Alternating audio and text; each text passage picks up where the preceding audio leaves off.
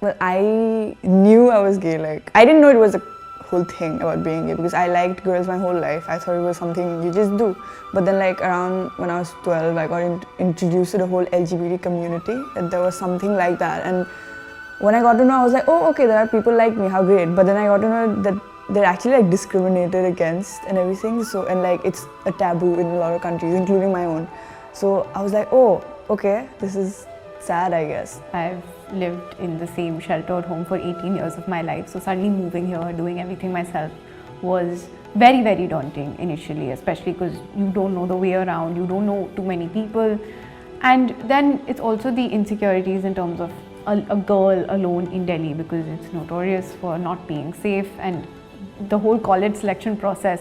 Whenever somebody heard Delhi, the first reaction was, do you really want to go? I mean, she's alone, it's unsafe and everything. Away from my parents to a girls' hostel school, I didn't really get the option to explore, I guess you can say, my sexuality. And when I came back after 6 years, so I was into a co-ed school, and it was the people, the guys, they really judged the way I talked, the way I walked, and everything about me, the way I dressed up, because it was a completely girls' environment. Like, I was pretty comfortable with everyone there, but then when I shifted to Lucknow, it was very...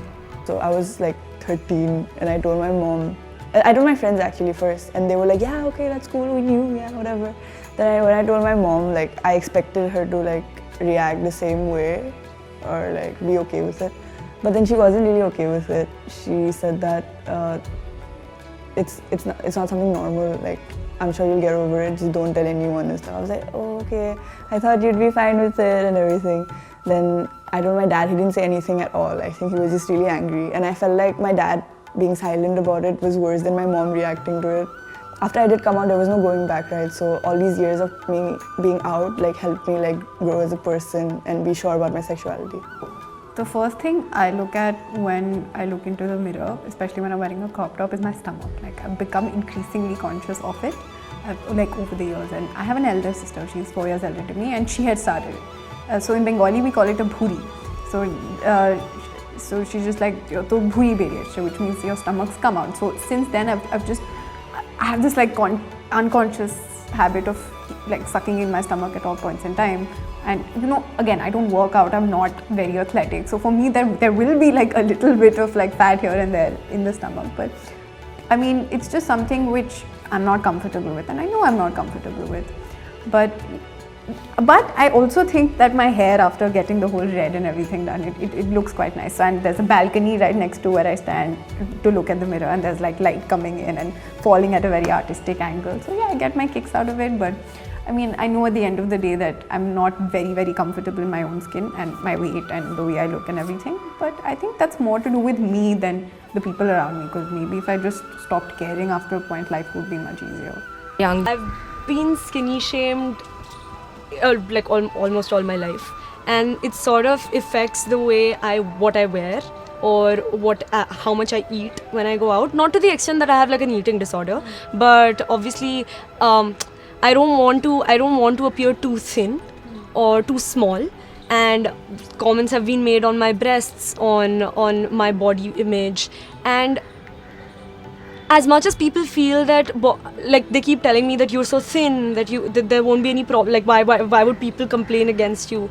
Again, there's also a certain shape that you must fit into in order to be accepted. Curvy. If you're thin, then that's a problem. If you're fat, then that's a problem. If you're in the middle, then that's again a problem. How, you know, the society is like defining how we should be and how, you know, things should work for us, and we're actually suppressing what we really, you know, our own thoughts and all, just because, you know, to be, you know, just be acceptable by the society, and just like suppressing our own. I mean, Delhi is so, growing up in Delhi and growing up like with my family, there was no discussion, and there till date is no discussion about, you know, sexuality, good touch, bad touch, even within my family. And I feel like that holds true for a lot of families who feel that this is a taboo topic. This is something that doesn't need to be discussed. And at the same time, what's even more like horrific is that half of the schools in Delhi don't have sex ed. and they don't teach you the restraints that you need to practice in a relationship, or that men who have been conditioned for years that they're the dominant sex, like, and they have to sort of suppress a woman even though they don't intentionally do it, but like even they're not taught where's the line that they shouldn't cross when it comes to sexuality, or when it comes to engaging with a woman or even with anyone from like the same sex. Yeah, so when I'm walking to college, it's like a 7-minute walk, but it's like plagued by, oh my god, like especially in summer when you want to wear shorts, and in college anyway people are like in all kinds of skimpy clothing.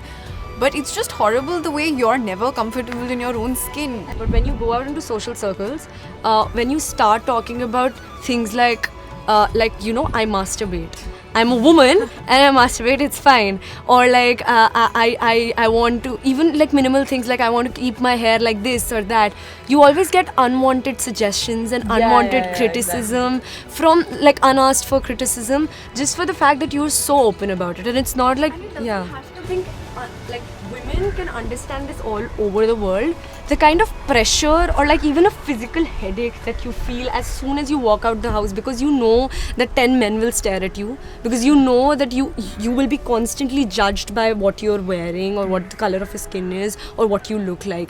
And that sort of weight, I don't think we'll ever have that off of our shoulders. It's okay to like whoever you want. It's fine to fall in love with whoever you want. Doesn't mean that you have to label yourself. So it's okay even if you don't. Yeah, you don't have to basically like explain yourself to anyone.